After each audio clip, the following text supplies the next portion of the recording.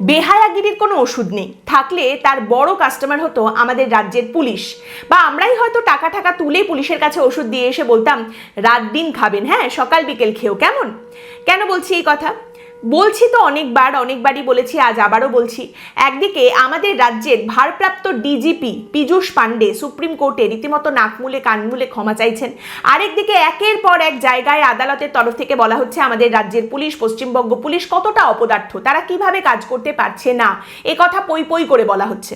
তো এখন তাহলে কোন কেসের কথা বলছি? কেসটা কি? আপনাদের কামারহাটির জয়ন্ত সিংকে মনে আছে? না মনে থাকতে পারে, কিন্তু এই নামটা শুনলেই মনে পড়ে যাবে। এই জয়ন্ত সিংকে তার অনুগামীরা ডাকতো জায়েন্ট সিং নামে। কামারহাটির জায়েন্ট সিং, এই জায়েন্ট সিংকে আমাদের রাজ্যের পুলিশ চক্ষু লজ্জার খাতিরে গ্রেপ্তার করতে খানিকটা বাধ্য হয়েছিল। কেন বলছি বাধ্য হয়েছিল? কারণ এই জায়েন্ট সিং বা জয়ন্ত সিং কলার তুলে নানা রকম কাজকর্ম করে বেড়াতো। তার বিরুদ্ধে তোলাবাজির অভিযোগ, মধুচক্র চালানোর অভিযোগ, সাট্টাবাজির অভিযোগ, নানা রকম অভিযোগ তার বিরুদ্ধে ছিল, কিন্তু কেউ তার কিচ্ছু করতে পারছিল না। এর মধ্যে একটা ভিডিও সামনে চলে আসে রাস্তায় ফেলে মা ও ছেলেকে বেধড়ক পেটাচ্ছে এই জয়ন্ত সিং। এই ভিডিওটা সামনে চলে আসে, তার ফলে আমাদের রাজ্যের পুলিশ বাধ্য হয় জয়ন্ত সিংকে গ্রেপ্তার করতে। যদিও প্রথমে অ্যাজ ইউজুয়াল একে কেউ খুঁজে পাচ্ছিল না, কোথায় আছে আমাদের রাজ্যের পুলিশ কিছুতেই খুঁজে পাচ্ছিল না। তারপর ওই যে বললাম চক্ষু লজ্জার খাতিরে গ্রেপ্তার করতে বাধ্য হয়। তো এই ঘটনা ঘটে, যদিও জেলে যাওয়াটা জয়ন্ত সিং এর কাছে খুব একটা কোনো নতুন বিষয় নয়, কারণ এর আগেও এলাকায় তাণ্ডব চালানো, বোমাবাজি, এই সমস্ত কিছুর জন্য সে অলরেডি জেল খেটে এসেছে। এবার সে গ্রেপ্তার হয়, তারপর একের পর এক খবর সামনে আসতে শুরু করে, ভিডিও সামনে আসতে শুরু করে। এক তো জয়ন্ত সিং এর একটা ইল্লিগাল অট্টালিকা, সেটা আদালতের তরফ থেকে পই পই করে বলা হচ্ছে যে ভেঙে দিতে হবে, তারপরেও দিনের পর দিন মাসের পর মাস সেটা অক্ষত রয়ে গেছে, প্রশাসন কিছু করতে পারছে না। তারই সঙ্গে একের পর এক ভিডিও সামনে আসতে শুরু করে, কোথাও দেখা যাচ্ছে একটা ঘরের মধ্যে একজনকে মাটিতে ফেলে উইকেট দিয়ে প্রবল পেটানো হচ্ছে। জয়ন্ত সিং এর গ্যাংয়ের সদস্যরা সেই কাজটা করছে। আবার আরেকটা ভিডিও সামনে আসে যেখানে দ্য গ্রেট জায়েন্ট সিং সে একজনকে বন্দুক চালানো শেখাচ্ছে, বন্দুক চালানোর প্রশিক্ষণ দিচ্ছে, ট্রেনিং দিচ্ছে। আবার যাকে ট্রেনিং দিচ্ছে সে তৃণমূল কংগ্রেসের এক কর্মী। এই ভিডিওগুলো আসতে শুরু করে। তা এহেন জায়েন্ট সিং বা জয়ন্ত সিং সে জামিন পেয়ে গেছে। জানেন কি আপনি? জামিন পেয়ে গেছে কামারহাটির জয়ন্ত সিং ওরফে জায়েন্ট সিং। এই জয়ন্ত সিং এর মামলায় কলকাতা হাইকোর্টের তরফ থেকে জয়ন্ত সিং ওরফে জায়েন্টকে জামিন দেওয়া হয়েছিল। এই বিষয়টার কোনো বিরোধিতা করেনি রাজ্যের পুলিশ, মানে এটাকে বিরোধিতা করে চ্যালেঞ্জ করে তারা যে সুপ্রিম কোর্টে যাবে সেরকম কিচ্ছু তারা করেনি। এবং এই নিয়ে যখন সুপ্রিম কোর্টের তরফ থেকে তোপ দাগা হচ্ছে, তখন আমাদের রাজ্য পুলিশের তরফ থেকে কি বলা হচ্ছে, এক্সকিউজ যেটা দেওয়া হচ্ছে বা কারণ যেটা দেওয়া হচ্ছে আমাদের রাজ্য পুলিশের তরফ থেকে, তারা বলছেন যে দেখুন আমাদের রাজ্যে এতদিন পর্যন্ত সংগঠিত অপরাধের ক্ষেত্রে তদন্ত, সেই মামলার উপর নজরদারি এবং দ্রুত অপরাধীকে দোষী সাব্যস্ত করার বিষয়ে কোনো রকম কোনো নিয়ম নীতি ছিল না। এতদিন কোনো এসওপি, স্ট্যান্ডার্ড অপারেটিং প্রসিডিওর কিছু ছিল না। সেই জন্য আসলে বিষয়টা একটু ভুল হয়ে গেছে। মানে আপনি ভাবুন যে ভারতের সব থেকে পুরনো পুলিশ ফোর্স তারা জাস্ট দিবা স্বপ্ন দেখছিল, হাইকোর্ট জামিন দিয়ে দিয়েছে, তারপর তারা সেটাকে আর চ্যালেঞ্জ করেনি। এটাকে চ্যালেঞ্জ করে সুপ্রিম কোর্টে নিয়ে গেছে নিগৃহীত অরিত্র ঘোষের আইনজীবী, যিনি নিগৃহীত হয়েছেন, যিনি মার খেয়েছেন, তিনি বিষয়টাকে সুপ্রিম কোর্টে নিয়ে গেছেন। তখন সুপ্রিম কোর্ট রাজ্য পুলিশকে জিজ্ঞেস করছে যে আপনারা কেন আসেননি সুপ্রিম কোর্টে, আপনারা কেন এটাকে চ্যালেঞ্জ করলেন না। এবং এই বিষয়টা নিয়ে আমাদের রাজ্যের ভারপ্রাপ্ত ডিজিপি পীযূষ পাণ্ডে তিনি নিঃশর্ত ক্ষমা চেয়েছেন আদালতের কাছে। এবং তারই সঙ্গে পুলিশের বক্তব্য যে দেখুন এটা একটা প্রক্রিয়াগত ভুল, ইচ্ছাকৃতভাবে এটা কোনো দায়িত্বের অবহেলা নয়, ইচ্ছাকৃত কিন্তু আমরা এই ভুলটা করিনি। আর তাছাড়া যে অপরাধী তাকে যে জামিন দেওয়া হয়েছে কলকাতা হাইকোর্টের তরফ থেকে, তারই সঙ্গে বলা হয়েছিল যে সে ব্যারাকপুর কমিশনারেটে ঢুকতে পারবে না, এটাকেই যথেষ্ট মনে করা হয়েছিল। আর তাছাড়া অন্য মামলায় তো অপরাধী অলরেডি জেলে রয়েছে, সেই কারণে এটাকে আর চ্যালেঞ্জ করা হয়নি, সুপ্রিম কোর্টে যাওয়া হয়নি। তবে এই ধরনের মামলার ক্ষেত্রে এই বিবেচনা একেবারেই ঠিক নয়, সেই কারণে পুলিশের তরফ থেকে নিঃশর্ত ক্ষমা চাওয়া হচ্ছে। কেন যে উনি ক্ষমা চেয়েছেন, কেন যে লজ্জা পাচ্ছেন কেই বা জানে। এরকম ক্ষমা টমা চাইতে দেখলে, লজ্জা পেতে দেখলে তো আমাদের লজ্জা করে। বরং এরকমটাও বলা যেতে পারতো যে খোকাকে আমরা ভোটের আগে ছেড়ে দিতে চাইছি, ভোট আসছে সামনে, নির্বাচন, খোকার অনেক কাজ, তাই খোকাকে আমরা খুব একটা এর মধ্যে বিরক্ত করতে চাইছি না। মানে এইভাবে নতুন বছরে এখন আর কি নাক কাটানো শুরু হয়েছে সুপ্রিম কোর্টে। মানে আপনি ভাবুন তারা কি সুন্দর হাইকোর্ট জামিন দেওয়ার পরে চুপ করে বসে রয়েছে, এবং কি মানে লাজুক একেবারে চুপচাপ মার্জিত সোনামণি ছেলে আমাদের রাজ্য পুলিশ। এরপরেই দেখবেন কি করে তারা তড়াক করে উঠে পড়ে। অন্য আদালতে আবার অন্য রকম অসভ্যতামি চলছে। আপনারা জানেন যে মুর্শিদাবাদের একজন পরিযায়ী শ্রমিক আলাউদ্দিন শেখ ঝাড়খণ্ডে তিনি কাজ করতে গিয়েছিলেন এবং সেখানে তিনি মারা যান। আর এই খবর এসে পৌঁছানোর সঙ্গে সঙ্গে বেলডাঙ্গা প্রচণ্ড উত্তপ্ত হয়ে উঠেছিল। এই ঘটনার প্রতিবাদে সেখানে বিক্ষোভ শুরু হয়ে যায়। জানুয়ারি মাসে সেদিন পরিস্থিতি এমন একটা জায়গায় চলে যায়, রেল অবরোধ করা হয়, রেলগেটের বুম ভেঙে দেওয়া হয়, সিগন্যাল পোস্ট ভেঙে দেওয়া হয়, রাস্তা অবরোধ করা হয়, রাস্তা ট্রেন সমস্ত কিছু আটকে দিয়ে একটা সাংঘাতিক নৈরাজ্যের পরিস্থিতি সেখানে তৈরি হয়েছিল। এবং এই বিক্ষোভ আর এই পরিস্থিতি ক্রমাগত উত্তপ্ত হতে হতে একজন সাংবাদিককে ভয়ঙ্কর মারধর করা হয়েছিল। একজন মহিলা সাংবাদিক, তার সঙ্গে যিনি চিত্র সাংবাদিক ছিলেন, তারা মার খেয়েছিলেন। মানে তিনি পালিয়ে যাওয়ার চেষ্টা করছেন, দৌড়ে চলে যাচ্ছেন, তারপরেও তাকে তাড়া করে গিয়ে ফেলে কিল চর ঘুষি মারা হয়েছে, ভিড়ের মধ্যে তার শ্লীলতাহানি করা হয়েছে, সেই অভিযোগও উঠে এসেছে। এবং শুধুমাত্র এই একজন সাংবাদিক নয়, জানা যায় যে সেখানে অন্তত 12 জন সংবাদ মাধ্যমের সঙ্গে যুক্ত কর্মী তারা আহত হয়েছেন। এই রকম একটা ভয়ঙ্কর পরিস্থিতি বেলডাঙ্গায় তৈরি হয়। এবার এইখানে আপনি দেখুন, প্রথমত যে পরিযায়ী শ্রমিক মারা গেছেন তিনি মারা গেছেন ঝাড়খণ্ডে। এবার ঝাড়খণ্ড কিন্তু বিজেপি শাসিত রাজ্য নয়। আরও ভালো করে বলতে গেলে ঝাড়খণ্ডের যিনি মুখ্যমন্ত্রী হেমন্ত সোরেন, তিনি কিন্তু আবার আমাদের রাজ্যের মুখ্যমন্ত্রী মমতা বন্দ্যোপাধ্যায়ের খুব কাছের লোক, মমতা বন্দ্যোপাধ্যায়ের বেশ ঘনিষ্ঠ বন্ধু। এই ঘটনা সামনে আসার পর জানা যায় হেমন্ত সোরেনকে ফোন করেছিলেন তৃণমূল কংগ্রেসের সর্বভারতীয় সাধারণ সম্পাদক অভিষেক বন্দ্যোপাধ্যায়। এবং সংবাদ মাধ্যমে বলা হয় যে ঝাড়খণ্ডের মুখ্যমন্ত্রী জানিয়েছেন পুলিশ এখানে তাড়াতাড়ি যা পদক্ষেপ নেবার সেগুলো নেবে। এখানে অলরেডি তারা দ্রুততার সঙ্গে তদন্ত করছেন।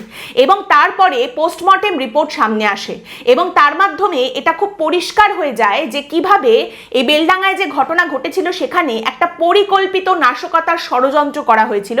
সেই সম্ভাবনার কথা আরো বেশি করে সামনে উঠে আসে, কারণ ঝাড়খণ্ডের পুলিশের তরফ থেকে জানানো হয় যে পোস্টমর্টেম রিপোর্ট থেকে দেখা গেছে যে ওই ব্যক্তি আত্মহত্যা করেছিলেন। তার মৃত্যুর কারণ হচ্ছে জীবিত অবস্থায় গলায় ফাঁস লাগা। তিনি আত্মহত্যা করেছিলেন, তার শরীরে কোনো আঘাতের চিহ্ন নেই, কোনো রকম ভাবে তার কোনো আহত হওয়ার কোনো প্রমাণ কিন্তু পাওয়া যায়নি।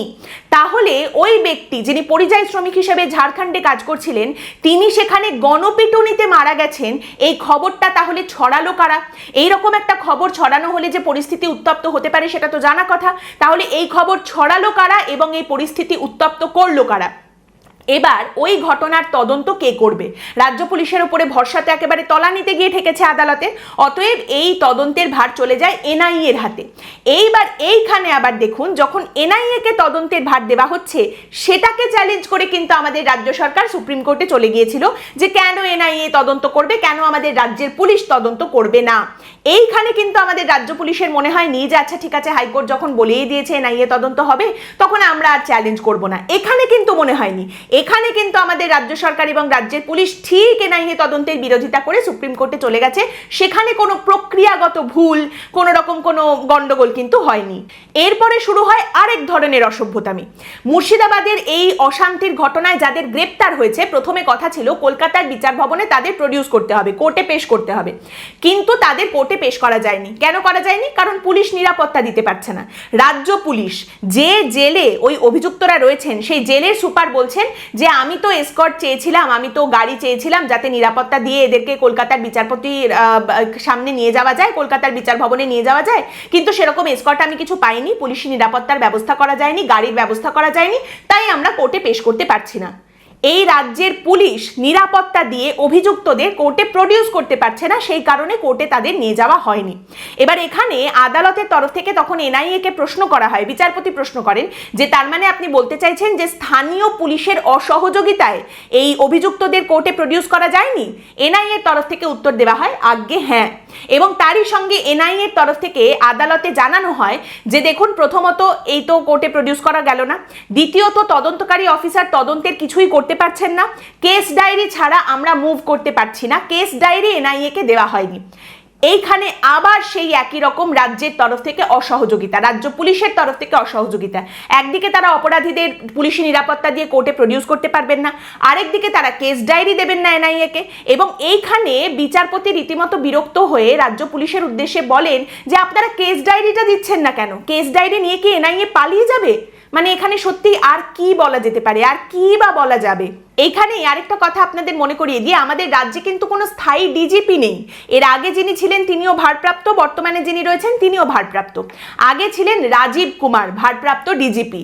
এবার রাজীব কুমারের আমলেই এই জায়েন্ট সিং, রাজীব কুমারের আমলেই এই বেলডাঙ্গার ঘটনা।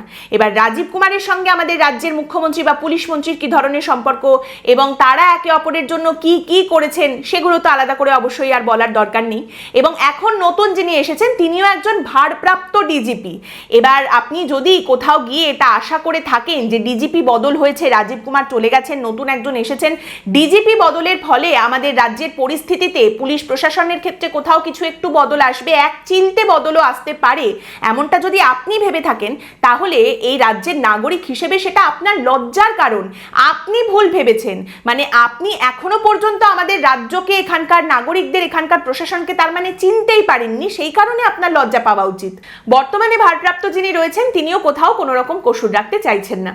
সামনেই নির্বাচন রয়েছে, কেন্দ্রীয় বাহিনী আসবে আমাদের রাজ্যে এবং বলা হচ্ছে যে আমাদের রাজ্যে কোনো রকম কোনো হিংসার ঘটনা নির্বাচনের সময় যাতে না ঘটে বা ভোট চুরির ঘটনা, কোনো রকম আজে বাজে কাজ যাতে না হয় তার জন্য সব রকম ব্যবস্থা গ্রহণ করা হচ্ছে, সব রকম পদক্ষেপ নেওয়া হচ্ছে।